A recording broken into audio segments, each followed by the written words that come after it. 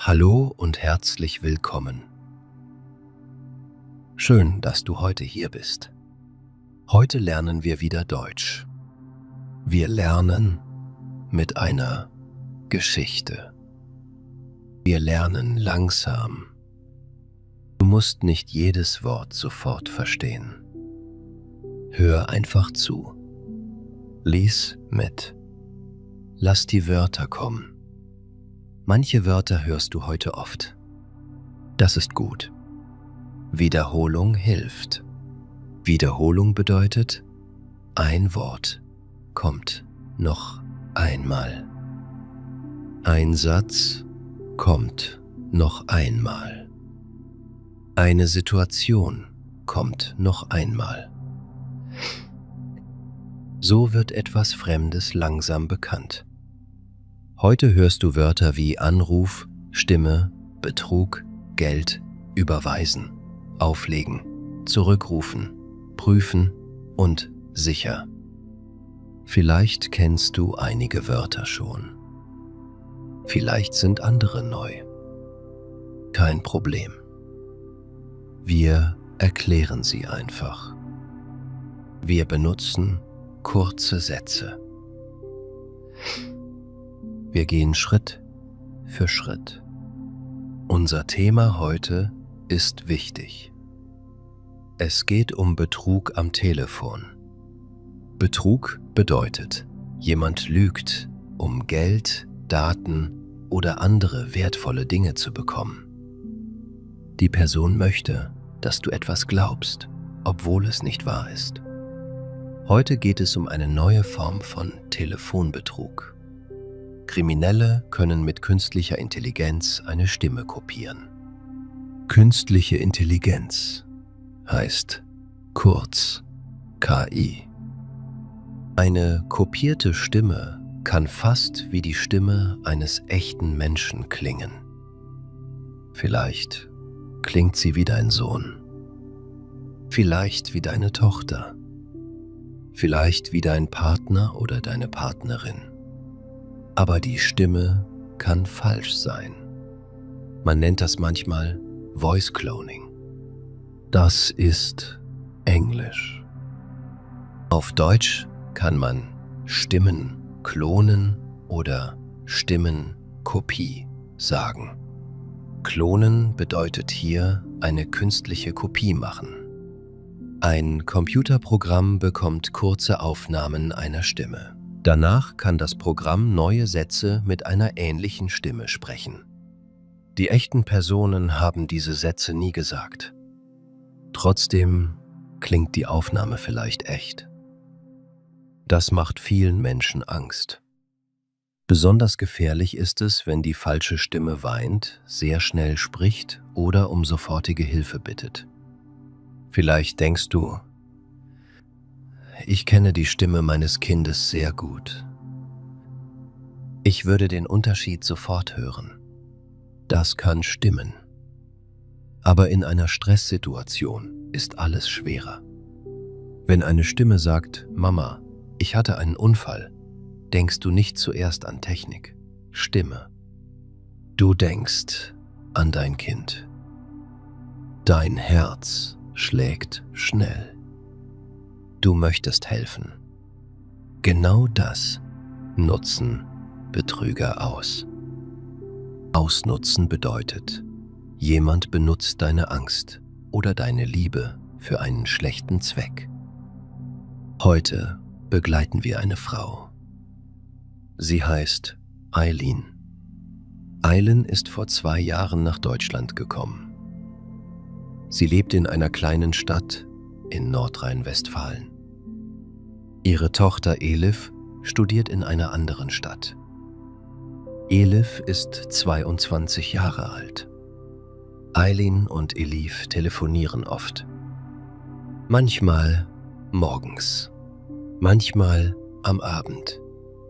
Elif sagt oft, Mama, mach dir nicht so viele Sorgen. Eileen lacht dann. Sie sagt, eine Mutter macht sich immer Sorgen. Eileen lernt Deutsch. Sie versteht viele Dinge gut. Aber Briefe, Bankwörter und schnelle Telefongespräche sind manchmal schwierig.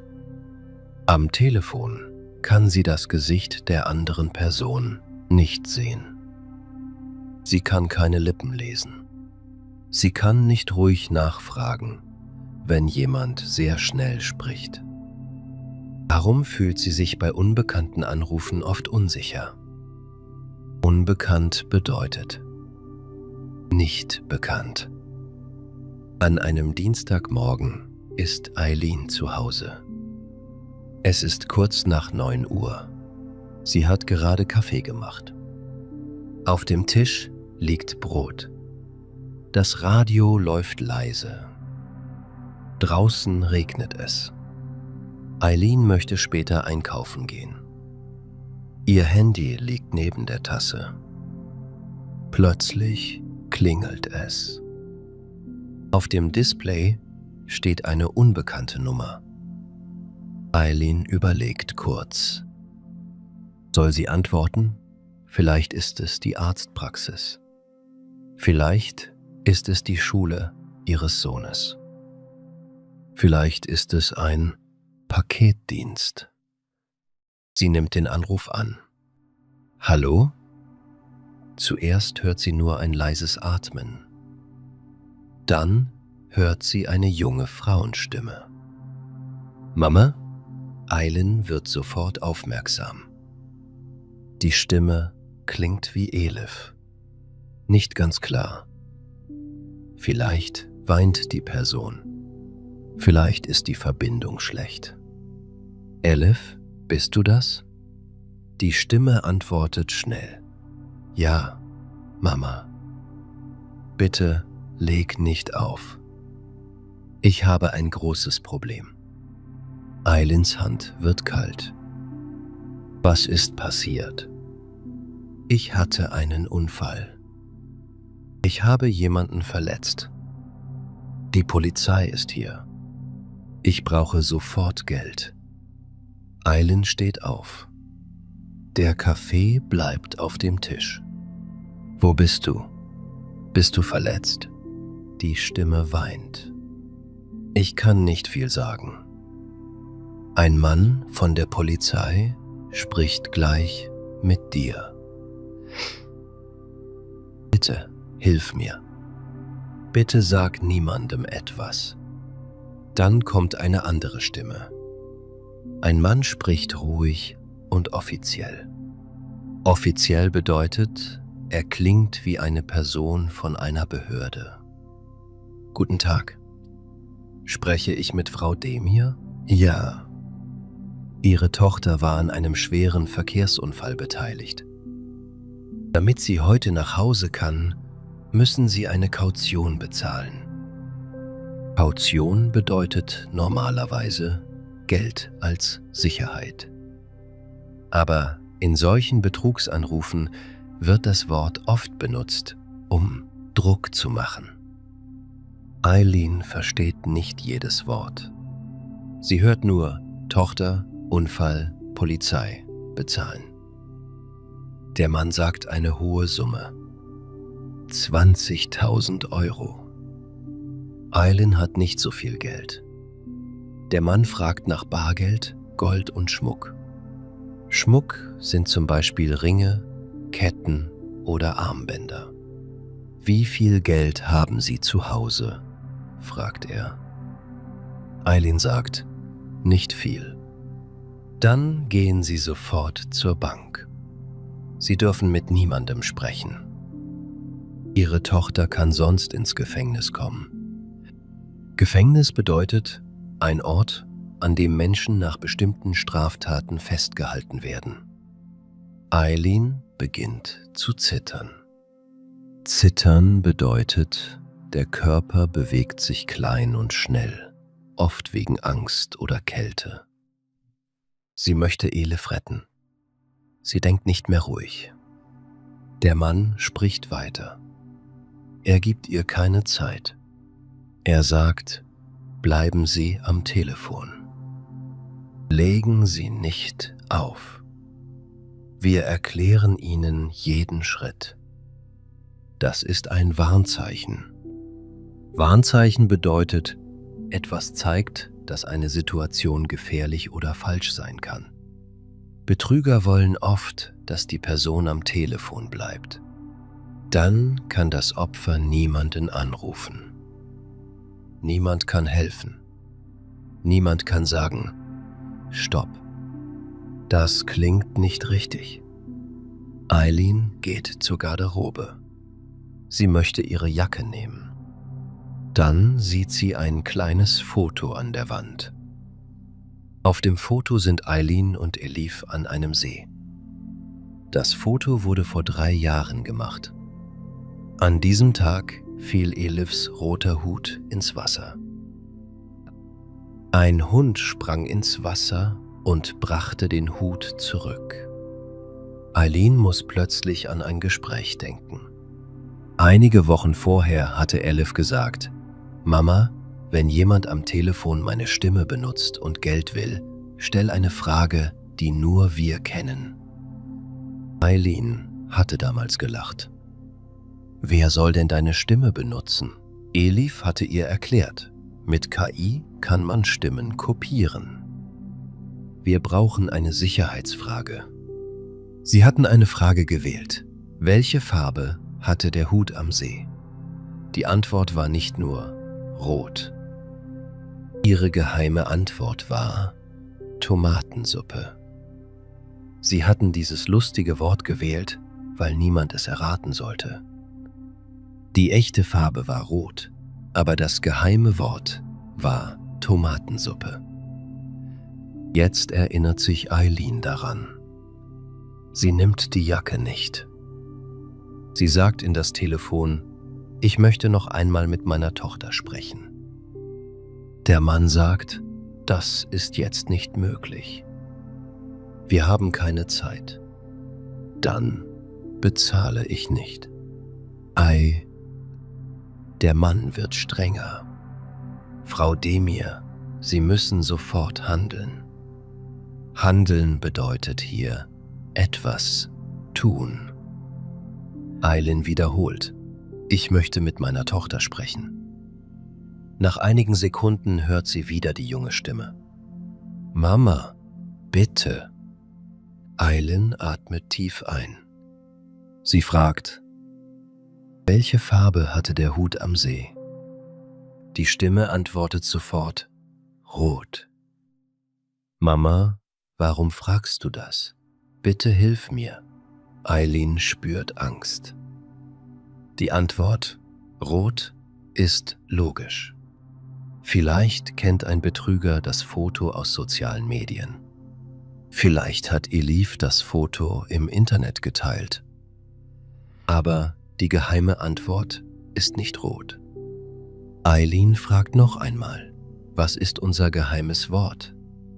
Die Stimme weint lauter. Mama, hör auf mit diesen Fragen. Ich habe keine Zeit. Jetzt weiß Eileen, etwas stimmt nicht. Sie sagt nicht, wie die richtige Antwort lautet. Das ist wichtig. Wenn die Person falsch antwortet, darfst du die Lösung nicht nennen. Sonst kennt der Betrüger das geheime Wort für den nächsten Versuch. Eileen sagt ruhig, ich lege jetzt auf und rufe Elif selbst an. Der Mann kommt wieder ans Telefon. Nein, wenn sie auflegen, wird alles schlimmer. Eileen legt trotzdem auf. Auflegen bedeutet ein Telefongespräch beenden. Ihre Hände zittern noch. Sie möchte sofort die Nummer zurückrufen, die gerade angerufen hat. Aber sie stoppt. Sie ruft nicht die unbekannte Nummer zurück. Sie öffnet ihre Kontakte. Dort sucht sie die Nummer von Elif, die sie schon lange gespeichert hat. Sie drückt auf Anrufen. Das Telefon klingelt einmal, zweimal, dreimal. Dann sagt Elif, Hallo Mama. Ihre Stimme klingt normal. Im Hintergrund hört Eileen Menschen und Geschirr. Elif, wo bist du? In der Mensa. Warum? Mensa bedeutet ein Restaurant an einer Universität oder Schule. Mensa, ein Vensa, ein Vensa, Mensa, ein Vensa, ein Vensa. Eileen setzt sich. Geht es dir gut? Ja. Was ist passiert? Eileen beginnt zu weinen. Jetzt sind es Tränen vor Erleichterung. Erleichterung bedeutet, die Angst wird kleiner, weil etwas gut ist. Sie erzählt vom Anruf. Elif hört ruhig zu. Dann sagt sie, Mama, du hast alles richtig gemacht. Du hast aufgelegt. Du hast meine gespeicherte Nummer angerufen. Du hast kein Geld überwiesen. Überweisen bedeutet, Geld von einem Bankkonto auf ein anderes Konto schicken. Eileen sagt, die Stimme klang wirklich wie du. Elif antwortet, das glaube ich dir. Eine Stimme ist heute kein sicherer Beweis mehr. Beweis bedeutet etwas, das klar zeigt, dass etwas wahr ist. Dieser Satz ist wichtig. Eine vertraute Stimme kann echt sein. Sie kann aber auch kopiert sein. Auch die Nummer auf dem Display kann falsch sein. Kriminelle können manchmal eine andere Nummer anzeigen lassen. Deshalb reicht es nicht, nur auf die Stimme oder die angezeigte Nummer zu vertrauen. Wie? Vertrauen bedeutet Glauben, dass eine Person ehrlich und sicher ist. Eileen und Elif überlegen, was sie jetzt tun sollen. Elif sagt, wir melden den Versuch der Polizei. Ein Versuch bedeutet, jemand wollte etwas tun, auch wenn es nicht geklappt hat. Eileen hat kein Geld verloren. Trotzdem ist der Anruf wichtig. Die Polizei kann Informationen sammeln. Eileen schreibt die Uhrzeit auf. Sie schreibt auch die Nummer auf, die auf dem Display stand. Sie notiert wichtige Sätze aus dem Gespräch. Notieren bedeutet kurz aufschreiben. Sie löscht den Anruf nicht. Sie ruft aber nicht zurück. Dann sprechen sie über die Sicherheitsfrage. Elif sagt, wir sollten das geheime Wort ändern. Der Betrüger kennt es nicht, aber nach diesem Erlebnis möchte ich ein neues Wort. Sie wählen ein neues Wort. Es hat nichts mit Fotos, Geburtstagen, Haustieren oder öffentlichen Informationen zu tun. Öffentliche Informationen sind Dinge, die andere Menschen leicht im Internet finden können. Eine gute Sicherheitsfrage darf nicht zu leicht sein. Wie heißt unser Hund? Ist vielleicht schlecht, wenn der Hund oft auf sozialen Medien zu sehen ist.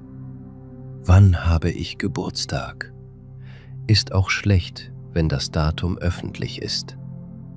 Besser ist eine private Erinnerung oder ein erfundenes Codewort. Erfinden bedeutet, etwas Neues ausdenken. Zum Beispiel können Familien sagen, Frage: Was essen wir am blauen Montag? Antwort: grüne Wolken. Die Antwort muss keinen normalen Sinn haben. Das macht sie schwerer zu erraten. Wichtig ist, dass alle Familienmitglieder die Frage und die Antwort kennen. Man kann auch ein einfaches Familienpasswort vereinbaren. Vereinbaren bedeutet gemeinsam entscheiden. Aber eine Sicherheitsfrage ist nur ein Teil der Sicherheit. Der wichtigste Schritt bleibt, nicht unter Druck handeln. Gespräch beenden. Die echte Person über eine bekannte Nummer zurückrufen. Wenn möglich, eine zweite vertraute Person fragen. Kein Geld nur wegen eines Telefonanrufs überweisen. Keine Wertsachen an unbekannte Menschen geben. Am Abend besucht Elif ihre Mutter. Sie sitzen in der Küche. Eileen erzählt den Anruf noch einmal. Beim zweiten Erzählen merkt sie mehr Details. Der Mann hatte gesagt, sie dürfen niemandem etwas erzählen. Das ist ein Warnzeichen. Er hatte gesagt, sie müssen sofort zahlen. Das ist ein Warnzeichen. Er hatte nach Bargeld, Gold und Schmuck gefragt. Das ist ein Warnzeichen. Er wollte, dass Eileen am Telefon bleibt. Das ist ein Warnzeichen. Er wollte eine Übergabe an eine fremde Person organisieren. Auch das ist ein Warnzeichen.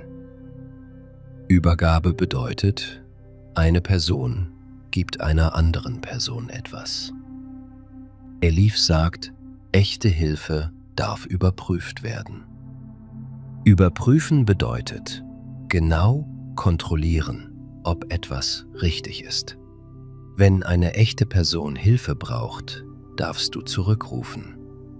Eine echte Polizeidienststelle kann über eine offizielle Nummer kontaktiert werden.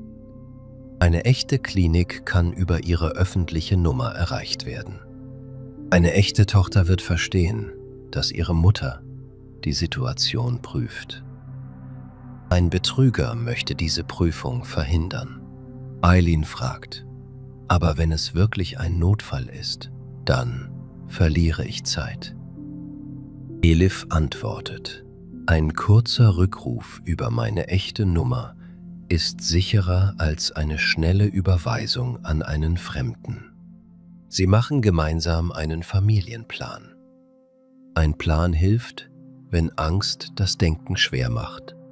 In einem Notfall muss man nicht alles neu überlegen. Man folgt einfachen Schritten. Schritt 1. Stopp. Nicht sofort handeln. Schritt 2. Auflegen. Das Gespräch beenden. Schritt 3. Prüfen. Die bekannte Nummer der Person anrufen. Schritt 4. Fragen. Eine private Sicherheitsfrage stellen. Schritt 5. Keine Daten geben.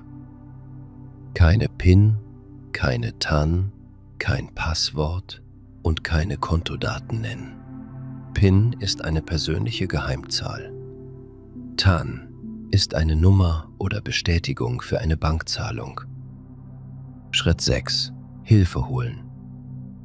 Eine vertraute Person, die Bank oder die Polizei kontaktieren. Schritt 7. Dokumentieren. Uhrzeit, Nummer und Inhalt des Anrufs notieren. Dokumentieren bedeutet, wichtige Informationen festhalten. Eileen schreibt diese Schritte auf ein Blatt. Sie hängt das Blatt neben das Telefon. Oben steht groß: Stopp. Auflegen. Selbst zurückrufen. Das Wort selbst ist wichtig. Du sollst nicht einfach eine Nummer anrufen, die der Anrufer dir gibt. Du sollst die Nummer aus deinen eigenen Kontakten, von einer offiziellen Webseite oder aus einem sicheren Dokument nehmen. Sonst kann die falsche Person wieder antworten. Einige Tage später erzählt Eileen im Deutschkurs von dem Erlebnis. Der Lehrer heißt Herr Bauer. Er schreibt 3 Wörter an die Tafel.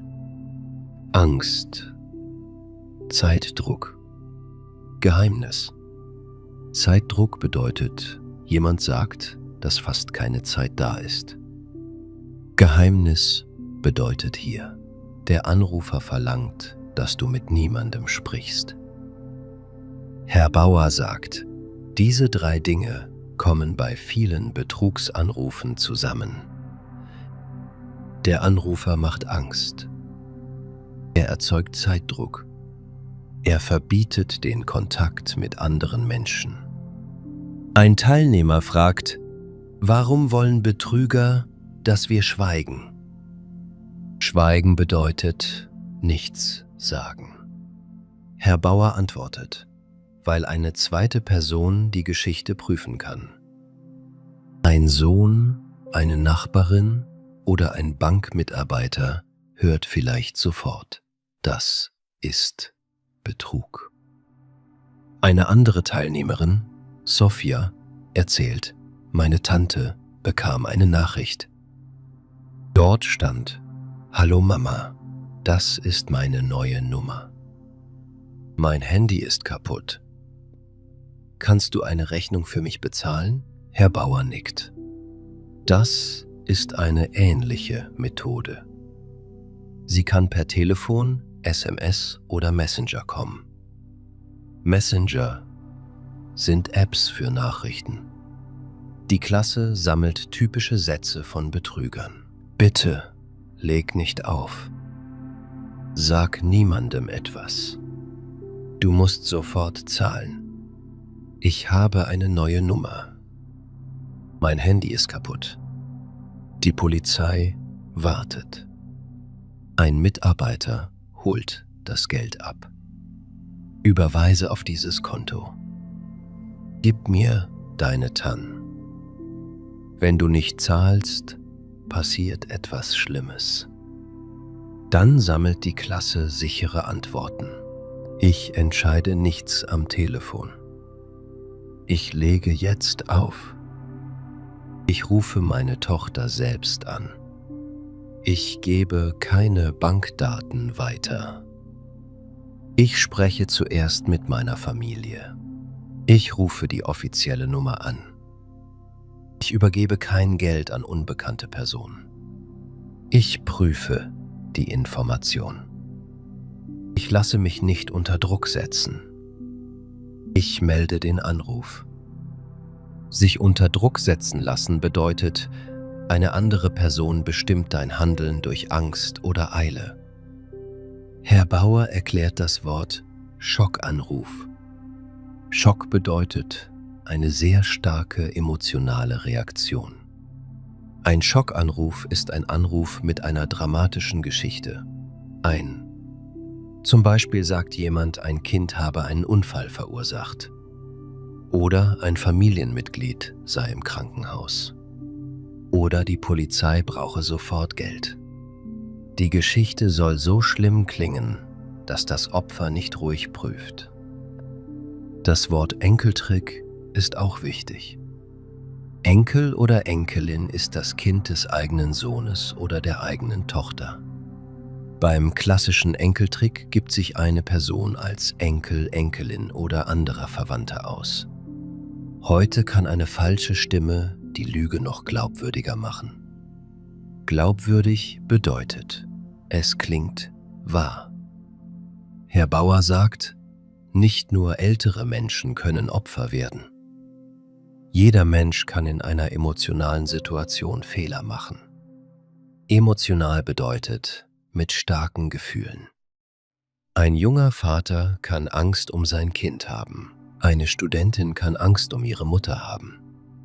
Eine neue Person in Deutschland kann die Regeln von Polizei, Bank oder Behörden noch nicht kennen.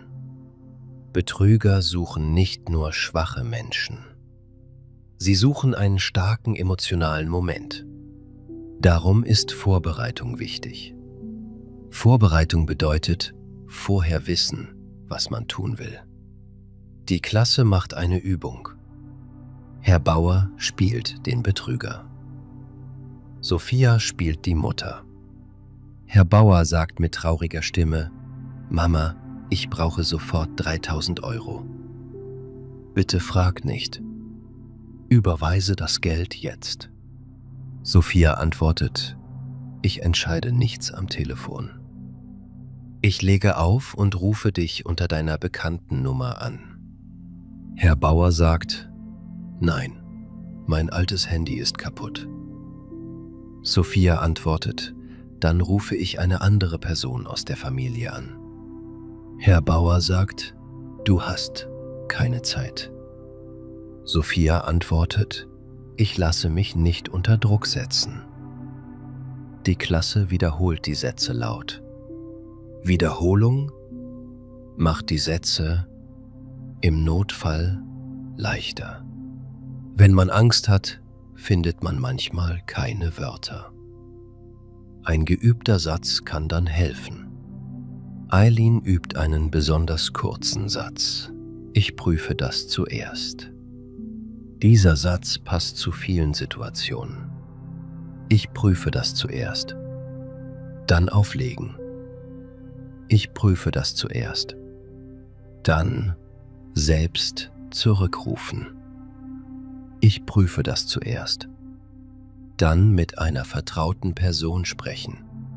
Man muss am Telefon nicht höflich bleiben, wenn die Situation verdächtig ist. Verdächtig bedeutet, etwas wirkt falsch oder gefährlich. Du darfst sofort auflegen. Du musst den Anrufer nicht überzeugen. Du musst nicht beweisen, dass er ein Betrüger ist. Deine Sicherheit ist wichtiger als ein langes Gespräch. Ein Teilnehmer fragt: Soll ich dem Betrüger sagen, dass ich die Polizei rufe? Herr Bauer sagt: Das ist nicht nötig. Beende zuerst das Gespräch. Bring dich in eine ruhige Situation. Dann kannst du die Polizei informieren. Ein anderer fragt: Soll ich die Nummer blockieren? Blockieren bedeutet, das Telefon nimmt von dieser Nummer keine Anrufe mehr an. Herr Bauer sagt: Du kannst die Nummer blockieren. Aber denke daran, die angezeigte Nummer kann manipuliert sein. Das bedeutet, sie kann einer unschuldigen Person gehören oder nur falsch angezeigt werden. Deshalb ist die Nummer allein kein sicherer Beweis. Manipulieren bedeutet, etwas absichtlich verändern, um andere zu täuschen.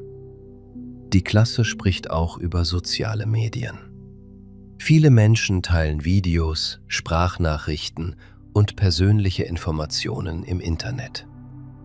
Ein kurzes Video kann die Stimme einer Person enthalten. Ein öffentliches Profil zeigt vielleicht Namen von Familienmitgliedern, Reisen, Haustiere oder Wohnorte. Diese Informationen können einen Betrugsanruf persönlicher machen. Persönlich bedeutet direkt mit deinem Leben verbunden. Das bedeutet nicht, dass du nie ein Foto teilen darfst. Aber du kannst prüfen, wer deine Inhalte sehen kann. Du kannst private Konten benutzen. Du kannst persönliche Daten reduzieren. Du kannst Familienmitglieder fragen, bevor du gemeinsame Informationen veröffentlichst. Veröffentlichen bedeutet, für andere sichtbar machen. Elif prüft später ihre eigenen Profile. Einige Videos waren öffentlich. In einem Video spricht sie lange. Sie ändert die Einstellungen. Jetzt können nur Freunde die meisten Inhalte sehen. Sie löscht außerdem ihre Telefonnummer aus einem alten öffentlichen Profil. Eileen fragt: Ist jetzt alles sicher? Elif sagt: 100%ige Sicherheit gibt es nicht. Aber wir können Risiken kleiner machen. Risiko bedeutet die Möglichkeit, dass etwas Schlimmes passiert. Sie sprechen noch einmal über das Familienpasswort. Es soll nicht per öffentlicher Nachricht verschickt werden. Sie sagen es sich persönlich. Sie vereinbaren außerdem, wenn jemand wirklich dringend Geld braucht, wird nie nur eine Person kontaktiert. Mindestens eine zweite vertraute Person soll informiert werden. Mindestens bedeutet nicht weniger als. Diese Regel hilft gegen das Geheimnis. Betrüger sagen oft, sag es niemandem. Die Familie sagt dagegen, bei Geld sprechen wir immer mit einer zweiten Person. Das ist eine einfache Schutzregel. Kein großes Geld unter Zeitdruck. Keine Überweisung nur wegen eines Anrufs. Keine Übergabe von Bargeld oder Schmuck an fremde Abholer. Abholer sind Personen, die etwas abholen. 1 Monat später erhält Eileen wieder einen verdächtigen Anruf. Diesmal sagt ein Mann, Guten Tag, hier ist die Sicherheitsabteilung Ihrer Bank. Auf Ihrem Konto gibt es eine gefährliche Zahlung. Wir müssen Ihr Konto schützen. Nennen Sie mir bitte die 10 aus Ihrer App. Eileen ist kurz nervös. Dann sieht sie das Blatt neben dem Telefon. Stopp. Auflegen. Selbst zurückrufen. Sie sagt, ich gebe keine TAN am Telefon. Ich rufe meine Bank selbst an. Der Mann sagt, dann verlieren Sie Ihr Geld. Eileen legt auf. Sie nimmt ihre Bankkarte. Auf der Karte steht eine Service-Nummer. Sie ruft diese Nummer an. Die echte Bank sagt, es gibt keine solche Zahlung. Der erste Anruf war wahrscheinlich Betrug. Eileen ist stolz. Stolz bedeutet, man freut sich über etwas, das man gut gemacht hat. Beim ersten falschen Anruf hatte sie lange Angst. Beim zweiten erkennt sie den Druck schneller.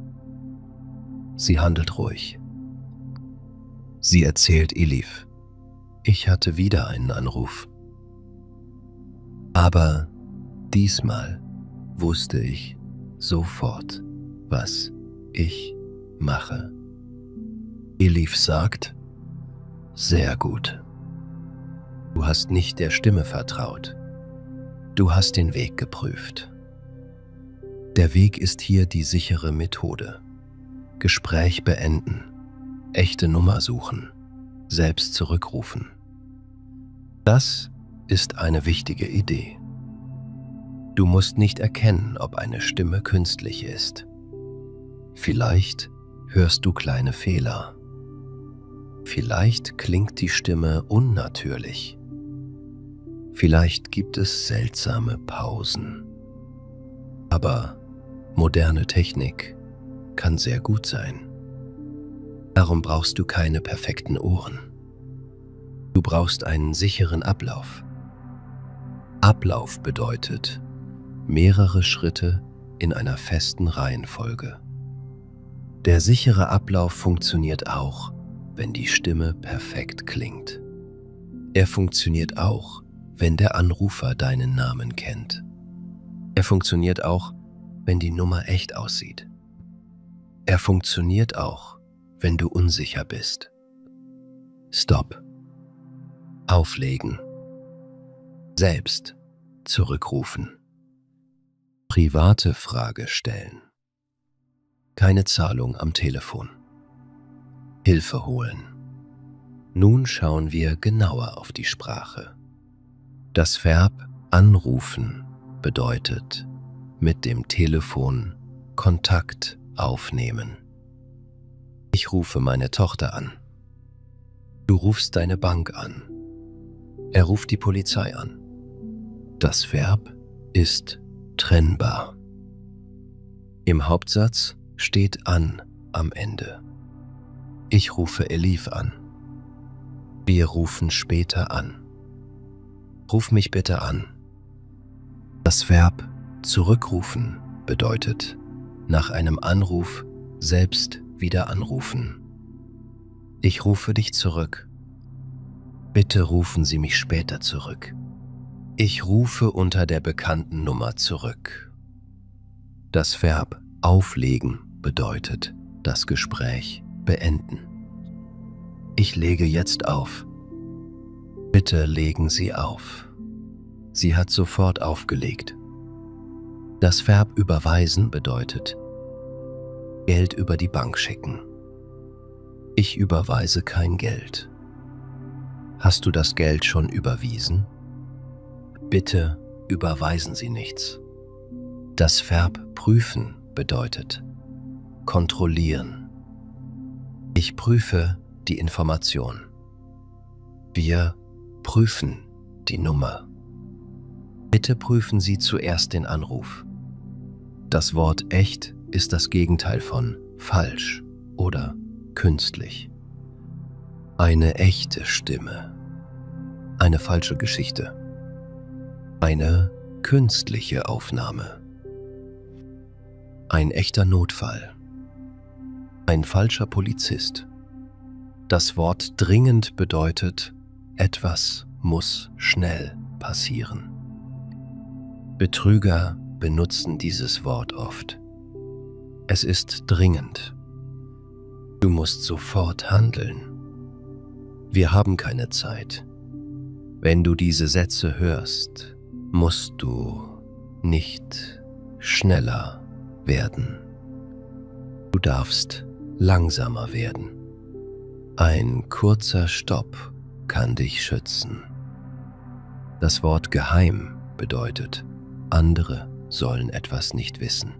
Ein geheimes Familienwort kann schützen, aber eine Forderung nach Geheimhaltung kann ein Warnzeichen sein.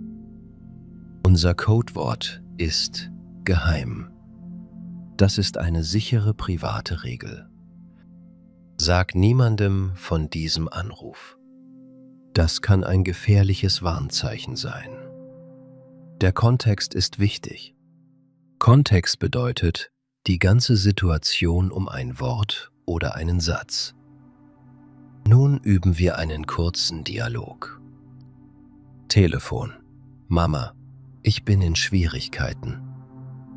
Mutter. Wie heißt unser Familienwort? Telefon. Dafür ist keine Zeit. Mutter. Dann lege ich auf und rufe dich selbst an. Noch ein Dialog. Telefon. Hier ist die Polizei. Ihre Tochter braucht eine Kaution. Mutter. Wie ist Ihr Name und Ihre Dienststelle? Telefon. Sie dürfen nicht auflegen. Mutter. Ich rufe die Polizei über die offizielle Nummer an. Dann legt die Mutter auf. Dienststelle bedeutet ein offizieller Arbeitsplatz einer Behörde, zum Beispiel eine Polizeiwache. Noch ein Dialog. Telefon. Hier ist Ihre Bank. Nennen Sie die TAN. Kunde. Ich gebe keine TAN am Telefon.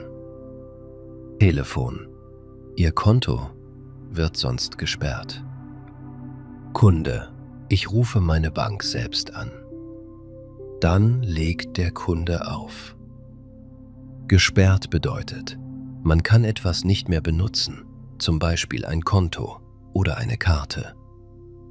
Noch ein Dialog. Nachricht. Hallo Papa, mein Handy ist kaputt. Das ist meine neue Nummer.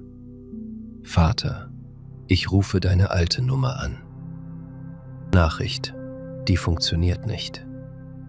Vater, dann kontaktiere ich deine Mutter. Er überweist kein Geld. Diese Dialoge sind kurz. Das ist gut. In einer gefährlichen Situation brauchst du keine langen Erklärungen. Ein kurzer Satz ist stark. Ich prüfe das.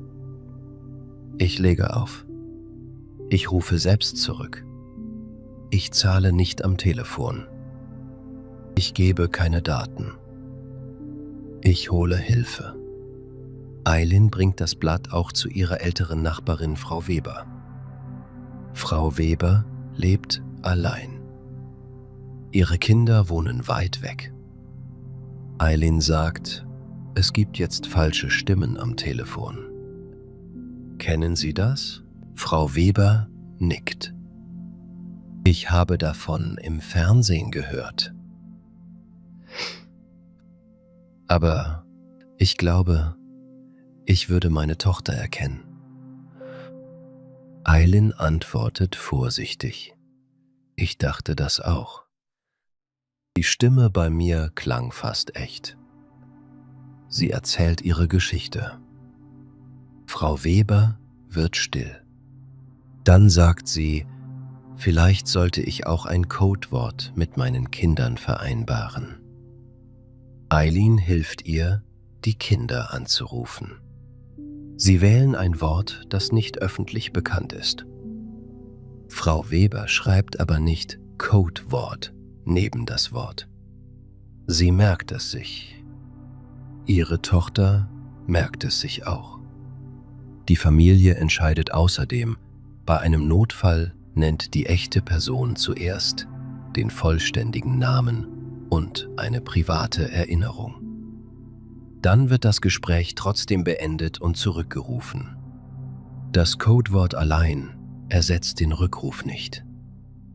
Es ist nur eine zusätzliche Kontrolle. Zusätzlich bedeutet noch etwas mehr. Warum reicht ein Codewort nicht immer? Vielleicht hört jemand das Wort. Vielleicht wird es in einer unsicheren Nachricht gespeichert. Vielleicht vergisst eine Person es. Deshalb ist Sicherheit besser mit mehreren Schritten. Mehrere bedeutet mehr als einer. Ein Schritt kann fehlschlagen. Zusammen sind die Schritte stärker. Geheime Frage. Auflegen. Bekannte Nummer. Zweite Person. Keine schnelle Zahlung. Frau Weber hängt neben ihr Telefon einen Zettel. Darauf steht nicht das Codewort. Darauf stehen nur die Schritte. Aylin merkt, dass ihre Erfahrung jetzt auch anderen hilft. Sie war zuerst erschrocken. Erschrocken bedeutet plötzlich voller Angst. Später wurde aus der Angst Wissen. Wissen kann geteilt werden. Im Deutschkurs erstellt die Gruppe ein kleines Plakat. Plakat bedeutet ein großes Blatt mit wichtigen Informationen. Oben steht, eine Stimme kann kopiert sein. Darunter stehen 4 Regeln. Erstens, Ruhe bewahren. Ruhe bewahren bedeutet, versuchen, nicht sofort aus Angst zu handeln. Zweitens, Gespräch beenden. Drittens, Angehörige unter der bekannten Nummer kontaktieren. Angehörige sind Familienmitglieder oder sehr nahe Personen. Viertens, kein Geld und keine Daten geben. Die Gruppe hängt das Plakat im Kursraum auf. Einige Teilnehmer machen ein Foto und schicken es ihren Familien. Der Lehrer sagt, sprecht vorher über Betrug, nicht erst nach einem Anruf. Vorher bedeutet, bevor etwas passiert. Familien können einmal im Jahr ihre Sicherheitsregeln prüfen. Hat jeder die aktuellen Nummern? Kennt jeder das Codewort? Wissen ältere Familienmitglieder, dass eine Stimme kopiert sein kann? Wissen Kinder, dass auch die Stimme der Eltern falsch sein kann? Auch Kinder können einen falschen Anruf erhalten. Eine Stimme kann sagen, ich bin deine Mutter. Gib mir das Passwort. Deshalb sollte die Regel für alle gelten. Keine Passwörter oder Geldinformationen nur wegen einer Stimme am Telefon. Keine Bassen. Geldinformationen sind zum Beispiel Kontonummer, PIN, TAN oder Kreditkartendaten. Aylin und Elif sprechen auch darüber, wie man im echten Notfall kommuniziert. Kommunizieren bedeutet Informationen austauschen. Wenn Elif wirklich Hilfe braucht, sagt sie klar, wo sie ist. Sie nennt den Namen der Klinik oder Polizeidienststelle. Aylin ruft danach die öffentliche Nummer dieser Stelle selbst an. Öffentlich bedeutet hier, die Nummer steht auf einer offiziellen Webseite oder in einem sicheren Verzeichnis. Aylin fragt nicht nur, bist du wirklich Elif? Diese Frage ist zu leicht. Ein Betrüger antwortet einfach, besser ist eine konkrete, private Frage. Noch besser ist der Rückruf über eine bekannte Nummer. Konkrete Fragen können sein: Wie heißt unser erfundenes Familienwort? Was haben wir für diesen Fall vereinbart? Wen rufe ich jetzt als zweite Person an? Nicht gut sind Fragen mit leicht auffindbaren Antworten. Wann hast du Geburtstag? Wie heißt dein Bruder? Wo wohnst du? Wie heißt unsere Katze? Auffindbar bedeutet, man kann die Information finden. Eine echte Person kann manchmal wegen Stress eine Frage falsch beantworten. Darum sollst du nicht nur eine Frage benutzen. Beende das Gespräch und prüfe über einen anderen Kontaktweg. Kontaktweg bedeutet eine andere Möglichkeit für Kontakt, zum Beispiel eine gespeicherte Telefonnummer, Videoanruf oder eine zweite Person. Wenn du die echte Person nicht erreichst, überweise trotzdem nicht sofort. Kontaktiere andere Angehörige. Rufe eine offizielle Stelle über eine selbst gefundene Nummer an. Bei akuter Gefahr kannst du die Polizei kontaktieren. Akut bedeutet gerade, jetzt und dringend. Wenn du schon Geld überwiesen hast, musst du schnell handeln. Kontaktiere sofort deine Bank. Frage, ob die Zahlung gestoppt oder zurückgeholt werden kann. Melde den Betrug der Polizei.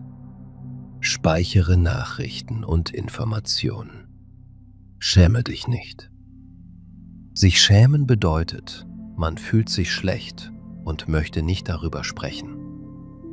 Betrüger sind professionell. Professionell bedeutet hier, sie haben viel Erfahrung mit Manipulation. Sie trainieren Geschichten. Sie erzeugen Angst. Ein Opfer ist nicht dumm. Es wurde in einem schwierigen Moment getäuscht. Hilfe ist wichtig. Getäuscht werden bedeutet, eine Lüge wurde geglaubt. Aylin sagt im Kurs, ich möchte nicht, dass andere Menschen denken, das passiert nur alten oder unvorsichtigen Leuten. Die Stimme klang wie meine Tochter. Ich hatte Angst. Herr Bauer antwortet, genau deshalb sprechen wir darüber. Wissen nimmt der Methode einen Teil ihrer Macht. Macht bedeutet die Fähigkeit, andere zu beeinflussen. Je öfter Aylin die Sicherheitsregeln wiederholt, desto sicherer fühlt sie sich. Sie kann die Technik nicht kontrollieren. Sie kann nicht verhindern, dass Kriminelle anrufen. Aber sie kann ihre Reaktion kontrollieren. Reaktion bedeutet das, was man nach einem Ereignis tut. Ihr neuer Standardsatz lautet: Ich mache nichts unter Zeitdruck. Ich lege auf und prüfe selbst. Standardsatz bedeutet ein Satz, den man immer wieder in ähnlichen Situationen benutzt. Vielleicht möchtest du diesen Satz auch benutzen. Sprich ihn laut. Ich mache nichts unter Zeitdruck. Noch einmal. Ich mache nichts unter Zeitdruck. Ich lege auf und prüfe selbst. Noch einmal. Ich lege auf und prüfe selbst. Diese Sätze sind einfach, aber sie können wichtig sein. Jetzt wiederholen wir die Geschichte. Eileen bekommt einen Anruf. Eine Stimme klingt wie Elif. Die Stimme erzählt von einem Unfall. Ein falscher Polizist verlangt Geld. Er macht Angst. Er erzeugt Zeitdruck. Er verlangt Geheimhaltung. Eileen erinnert sich an die Sicherheitsfrage. Die falsche Stimme kennt die geheime Antwort nicht. Eileen legt auf. Sie ruft Elif über die gespeicherte Nummer an. Elif ist sicher. Eileen überweist kein Geld. Später meldet sie den Versuch und warnt andere. Was war besonders wichtig? Nicht die perfekte Erkennung der Stimme. Nicht ein langes Gespräch. Nicht eine Diskussion mit dem Betrüger. Wichtig waren die sicheren Schritte. Stopp. Auflegen. Zurückrufen. Prüfen. Nicht zahlen. Hilfe holen. Eine vertraute Stimme kann heute kopiert sein. Aber deine sichere Regel kann stärker sein als die falsche Stimme. Vielleicht bist du neu in Deutschland. Vielleicht kennst du noch nicht alle Wörter von Banken, Polizei oder Behörden. Das ist kein Problem. Du musst am Telefon keine komplizierte Entscheidung treffen. Du darfst sagen, ich verstehe das nicht. Ich prüfe das zuerst. Dann legst du auf. Du darfst eine vertraute Person um Hilfe bitten. Du darfst einen Dolmetscher oder eine Beratungsstelle suchen. Du darfst eine offizielle Nummer selbst wählen. Du musst nicht den Anweisungen eines unbekannten Anrufers folgen. Anweisung bedeutet, jemand sagt dir genau, was du tun sollst. Ein Betrüger möchte, dass du nur auf seine Stimme hörst. Sicherheit bedeutet, dass du andere Wege öffnest. Du sprichst mit deiner Familie. Du rufst zurück. Du fragst eine zweite Person. Du prüfst die Geschichte. Ein Betrüger möchte, dass du schnell bist. Sicherheit bedeutet, dass du kurz langsam wirst. Ein Betrüger möchte, dass du schweigst. Sicherheit bedeutet, dass du darüber sprichst. Ein Betrüger möchte Geld. Sicherheit bedeutet, dass du nichts nur wegen eines Anrufs bezahlst. Das ist die große Lektion heute. Liebe und Angst können Menschen schnell handeln lassen. Aber echte Hilfe darf geprüft werden. Eine echte Tochter möchte, dass ihre Mutter sicher bleibt. Ein echter Sohn versteht einen Rückruf. Viel. Eine echte Behörde kann über eine offizielle Nummer erreicht werden. Eine echte Bank fragt nicht nach einer geheimen TAN in einem unerwarteten Anruf. Unerwartet bedeutet, man hat vorher nicht damit gerechnet. Jetzt machen wir eine kurze Wortwiederholung. Der Anruf. Jemand spricht mit dir am Telefon. Die Stimme, der Klang, wenn ein Mensch spricht. Die Kopie. Etwas wird ähnlich nachgemacht. Der Betrug. Jemand lügt für Geld oder Daten. Der Zeitdruck. Jemand gibt dir fast keine Zeit. Die Sicherheitsfrage. Eine private Frage zur Kontrolle. Das Codewort. Ein geheimes, vereinbartes Wort. Auflegen. Das Gespräch beenden. Zurückrufen. Selbst noch einmal anrufen. Überweisen. Geld über die Bank schicken. Prüfen. Kontrollieren, ob etwas stimmt. Melden. Einer Stelle Informationen geben. Bewahren. Behalten oder schützen. Ruhe bewahren. Nicht sofort aus Angst handeln. Und jetzt einige wichtige Sätze. Wer ist da? Ich prüfe das zuerst. Wie lautet unser Codewort? Ich nenne die richtige Antwort nicht. Ich lege jetzt auf.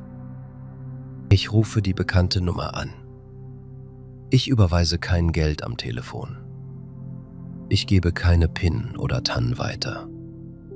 Ich spreche mit meiner Familie. Ich rufe die offizielle Stelle an. Ich melde den verdächtigen Anruf. Ich lasse mich nicht unter Druck setzen. Du musst heute nicht alles auswendig lernen. Auswendig bedeutet, du kannst etwas ohne Text sagen. Wähle 2 Sätze. Sprich sie heute mehrmals. Morgen wählst du 2 weitere Sätze. Vielleicht schreibst du einen Zettel für dein Telefon. Stopp.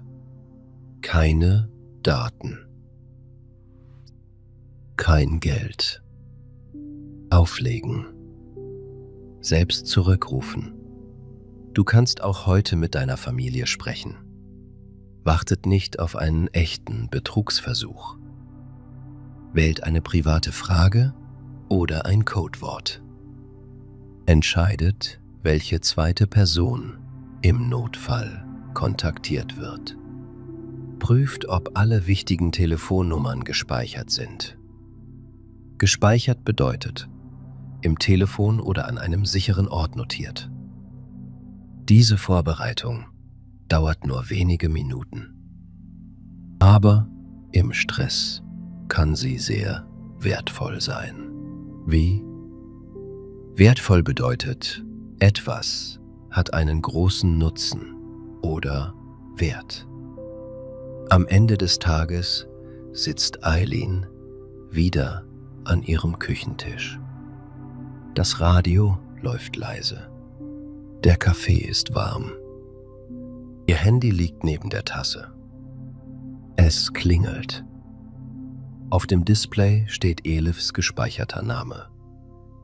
Eileen nimmt ab. Hallo, Elif.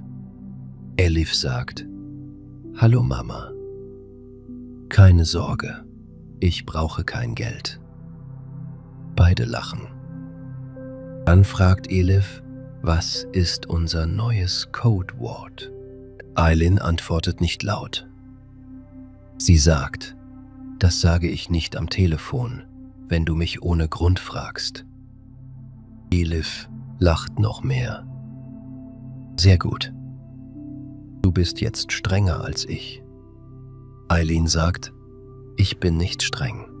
Ich bin vorbereitet. Vorbereitet sein bedeutet nicht immer Angst zu haben. Es bedeutet, einen Plan zu kennen. Man kann ruhig leben und trotzdem vorsichtig sein.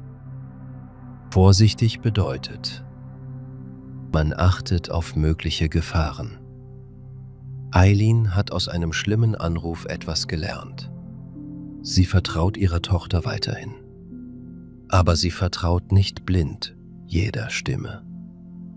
Blindvertrauen bedeutet, etwas glauben, ohne zu prüfen.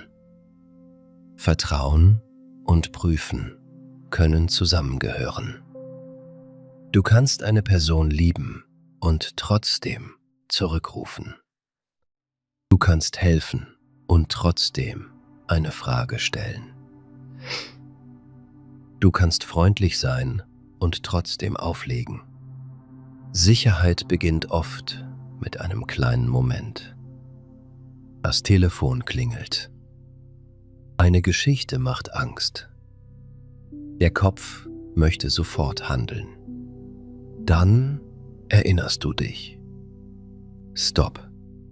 Atme einmal ein. Atme einmal aus. Gib keine Daten.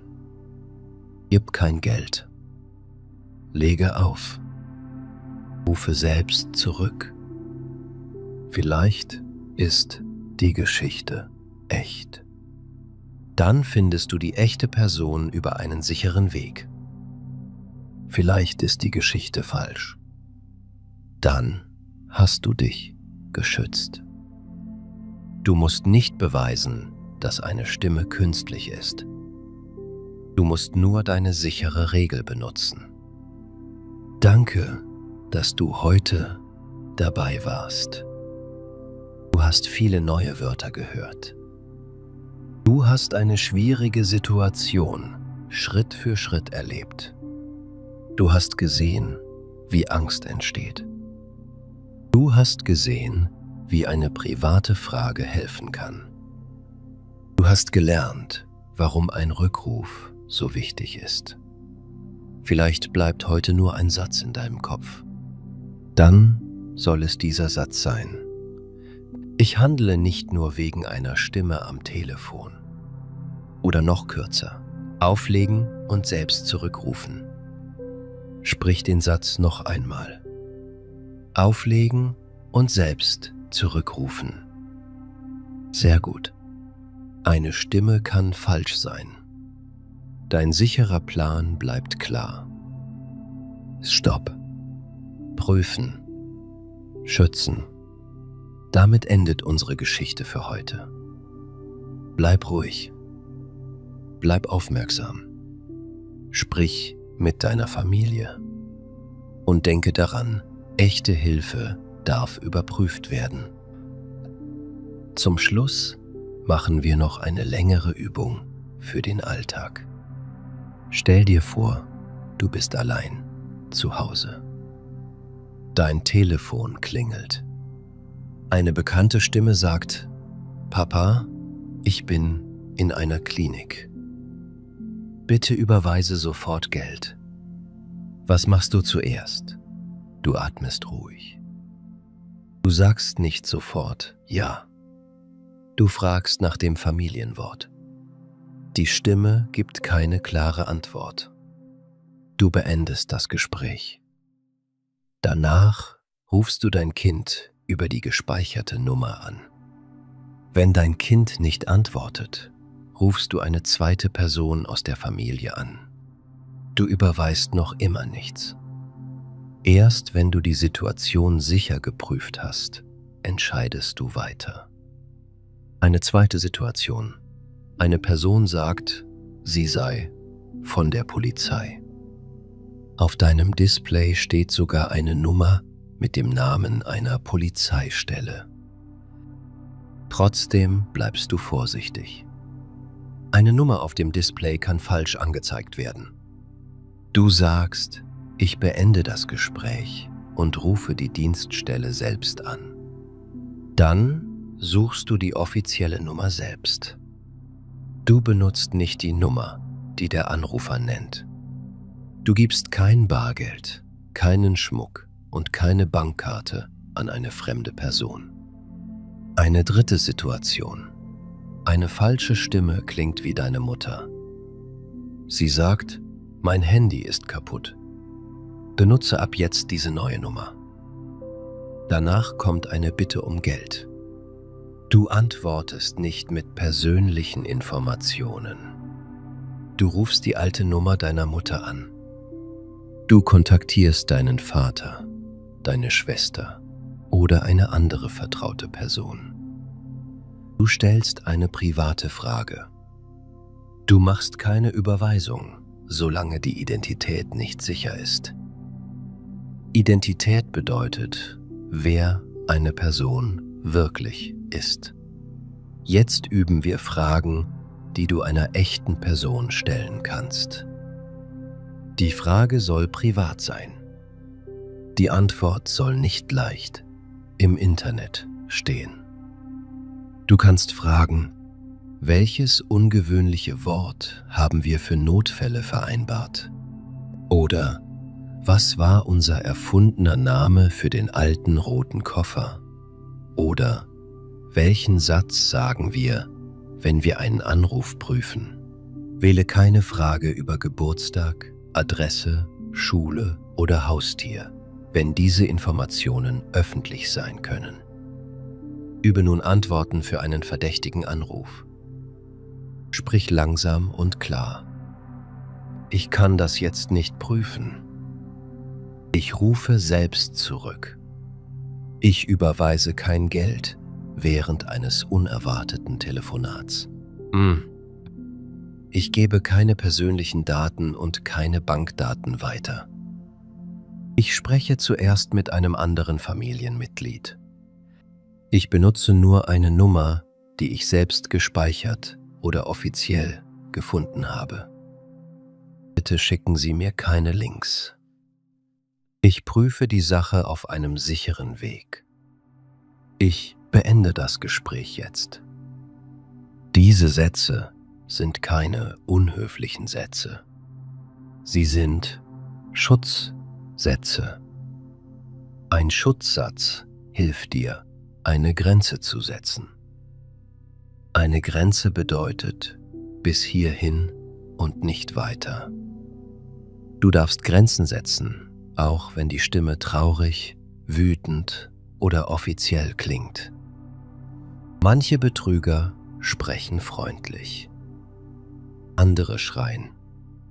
Manche weinen. Andere sprechen sehr ruhig. Der Ton allein zeigt nicht, ob die Geschichte wahr ist. Darum konzentrierst du dich nicht nur auf den Ton. Du konzentrierst dich auf den Ablauf. Fordert jemand Geld? Gibt es großen Zeitdruck? Sollst du schweigen? Sollst du eine TAN nennen? Soll ein fremder Mensch Bargeld abholen? Dann stoppst du. Vielleicht schämst du dich später, weil du fast geglaubt hast. Bitte denke daran, starke Gefühle sind menschlich. Liebe zur Familie ist keine Schwäche. Die Schuld liegt beim Betrüger. Schuld bedeutet Verantwortung für etwas Falsches.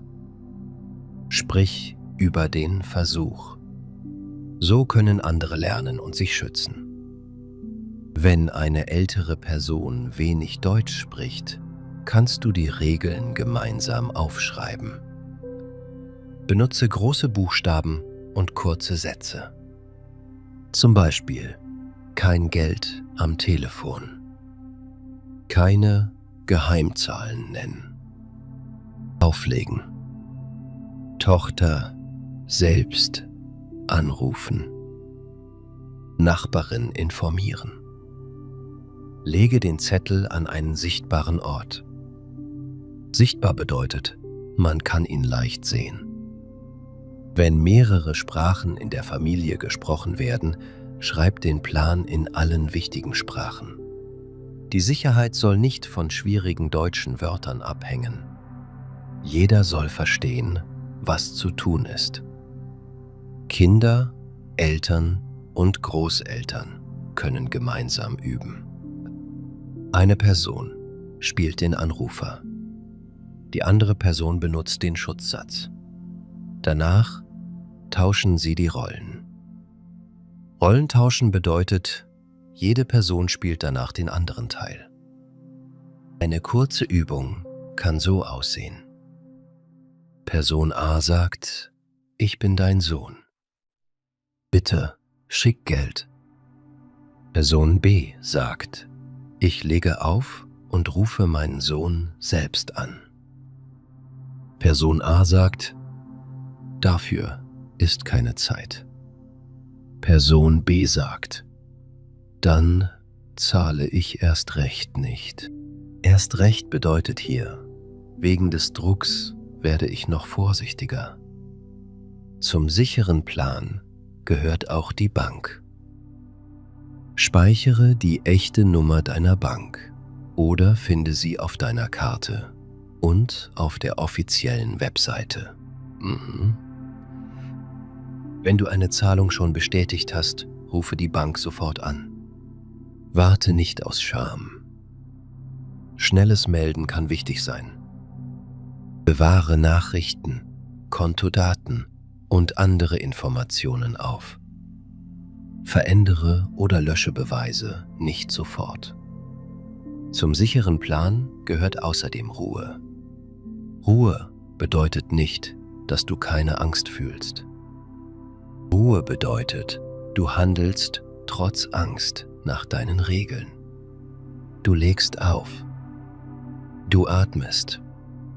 Du rufst eine vertraute Person. Du machst einen Schritt nach dem anderen. Heute hast du deshalb nicht nur neue Wörter gelernt. Du hast einen Ablauf gelernt. Wörter können vergessen werden. Ein einfacher Ablauf kann im Kopf bleiben. Stopp. Auflegen. Prüfen. Zurückrufen. Nicht zahlen. Hilfe holen. Bevor du heute gehst, wiederhole den wichtigsten Satz noch einmal. Ich handle nicht unter Zeitdruck. Ich lege auf und rufe selbst zurück. Schreibe diesen Satz auf. Sprich mit deiner Familie. Wählt eine geheime Frage, aber nennt die Antwort niemals einem unbekannten Anrufer. Prüft gemeinsam die gespeicherten Nummern. Erklärt auch Kindern und älteren Menschen, dass eine vertraute Stimme künstlich sein kann. Wenn das Telefon morgen klingelt und eine dramatische Geschichte beginnt, musst du nicht beweisen, wer spricht.